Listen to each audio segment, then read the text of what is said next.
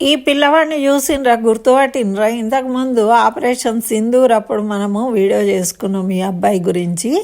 అయితే ఈయన బార్డర్లో ఉంటాడు కాబట్టి ఆపరేషన్ సింధూర్ అప్పుడు సైనికులకు టీలు, వాటరు ఇలాంటి కావాల్సిన చిన్న చిన్నవి అందించాడట. అంటే చూడండి, ఇప్పుడు ఎవరైనా సాయం చేయాలి అనుకుంటే భయం కూడా ఉంటుంది కదండి చిన్నపిల్లలకు. వాడు ఒక్కడే వెళ్ళి పాపం వాళ్ళకి కావాల్సినవన్నీ అందించాడట. ఏ సమయానికి వాళ్ళకి అవసరం ఉంటాయో తెలుసుకుని ఆ సమయానికి కరెక్ట్గా అక్కడ వెళ్ళి ఇచ్చేవాడట. వాళ్ళందరూ చాలా సంతోషపడ్డారు.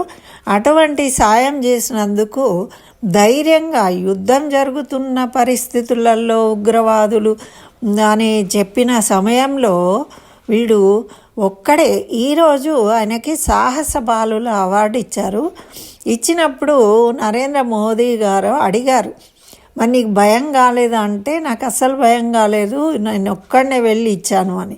మరి నువ్వేమవుతావు పెద్దగా అయ్యాక అని అడిగితే వాడు ఏం చెప్తున్నాడంటే, నేను కూడా దేశానికి సేవ చేయడానికి సైనికుడిని అవుతా అంటున్నాడు.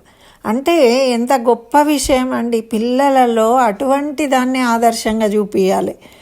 ఇటువంటి తప్పకుండా పిల్లలకు ప్రేరేపించాలి. మనం అందరం భయపడితే అక్కడ సెక్యూరిటీ ఎవరు ఉంటారండి? మనం ఒక పోలీస్ కావాలన్నా భయపడతాము, ఎస్పీ కావాలన్నా భయపడతాము. ఎందుకు అని అంటే, ఎందుకు రిస్క్ మనకు అని. కానీ మనకు అన్ని సుఖాలు కావాలి అనుకుంటాం.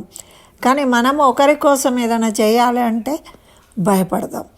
కానీ దాన్ని మనము ఛాలెంజ్గా తీసుకునేటట్టు పిల్లలను తయారు చేస్తే వాళ్ళు రేపటి రోజు వాళ్ళకి ఏదైనా కష్టం వచ్చినా కూడా ధైర్యంగా నిలబడతారు.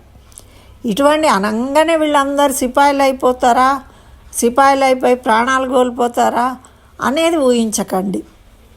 దయచేసి పిల్లలకు ధైర్యాన్ని నింపాలి. ఏది చేయాలన్నా కూడా ధైర్యాన్ని నింపితే వాళ్ళకు ముందర ఎటువంటి ఇబ్బందులు వచ్చిన జీవితంలో వాళ్ళు ధైర్యంగా ముందుకు ఎలా వెళ్ళాలనేది వాళ్ళు నిర్ణయించుకొని చక్కగా ఆనందంగా జీవించగలుగుతారు. అది నేర్పిన వాళ్ళం అవుతాం. కాబట్టి అందరూ కూడా ఇట్లాంటి విషయాలు మీ పిల్లలకు తెలియజేయండి. ఇటువంటి వాళ్ళను అభినందించండి, ఇంకా వాళ్ళకు ప్రోత్సహించండి.